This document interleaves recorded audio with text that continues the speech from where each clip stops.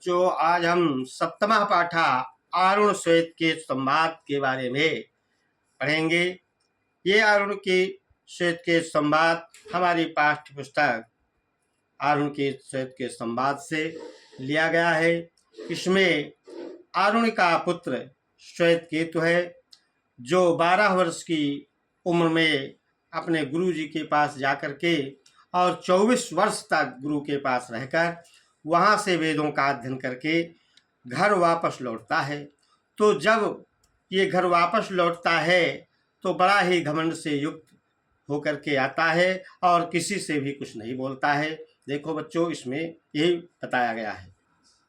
स 12 वर्षे उपेत 24 वर्षा सर्वान् वेदान् दीत्ते महामना अनुचान माने स्तब्ध एवाये।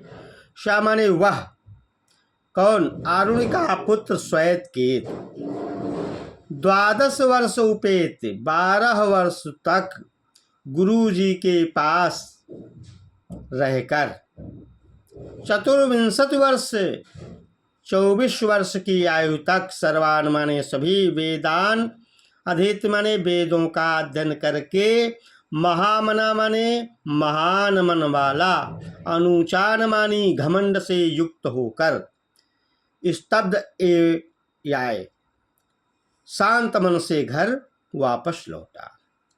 अरुण का पुत्र श्वेत केतु 12 वर्ष की उम्र में ही गुरु के पास चला गया और वहाँ 24 वर्ष की आयु तक रह करके सभी वेदों का अध्ययन करके बड़े मन वाला बन करके और गर्व से युक्त होकर जब घर लौटा तो वो बिल्कुल शांत बैठा है, किसी से कुछ नहीं बोल रहा है। तो उसके पिता कहते हैं, तम अहम पितो वाच श्वेत केतु यन्नु सौम्य दम्मामनानुचान मानी स्तब्धोषितम आदेशम अपृच्छा। उसके पिता उससे कहते हैं, श्वेत केतु यन्नु माने जो कि सौम्येदम, हे सौम, हे पुत्र, तुम सारे वेदों का अध्ययन करके घर लौटे हो, तो क्या तुम्हारे गुरु ने तुमको कोई ऐसा उपदेश या ऐसी शिक्षा दी है? कैसी शिक्षा?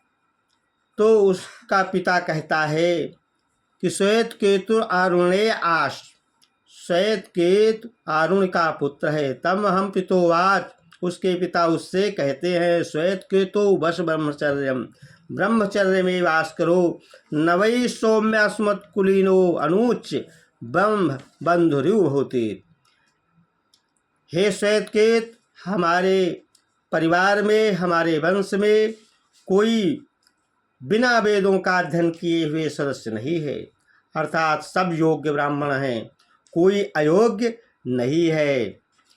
तो वह अपने पुत्र से कहता है, हे पुत्र, तुमने क्या अपने गुरु जी से ऐसा उपदेश या ऐसी शिक्षा सुनी है? एना श्रुतं श्रुतं भवत्या मतं मतं विज्ञातं विज्ञातं इति। एना श्रुतं, क्या आपने अपने गुरु जी से ऐसी शिक्षा प्राप्त की है?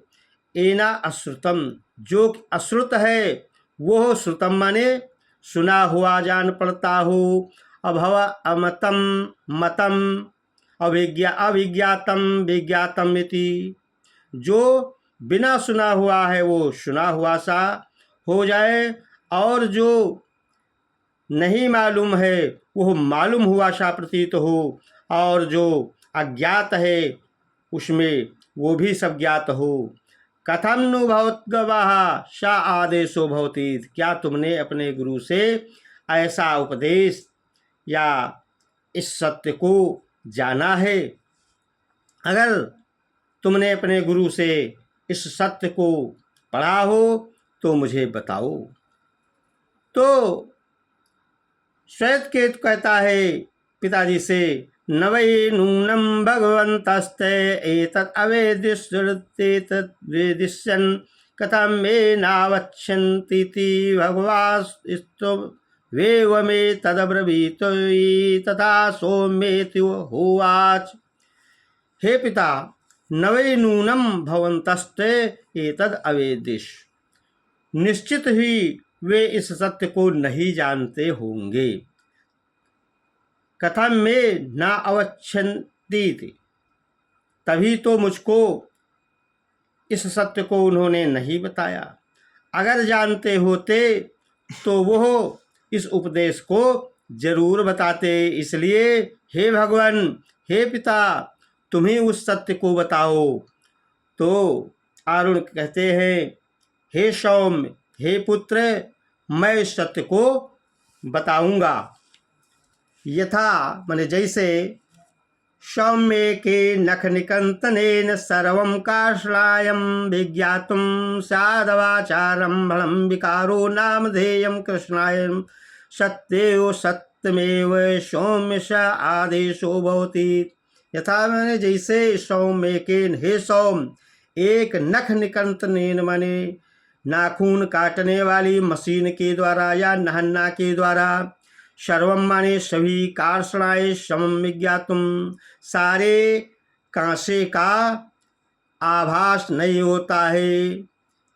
शाद वाचारम हरम, केवल वाणी का सहारा होता है। और विकारो नामधेयम, विकार केवल नाम का होता है। और कृष्णाय सम इत्येव सत्यमेव, और उसमें कांसा ही सत्य होता है। सौम्य सा आदेशो भवति। हे सौम्य, हे पुत्र, उस समय कांसा ही सत्य होता है।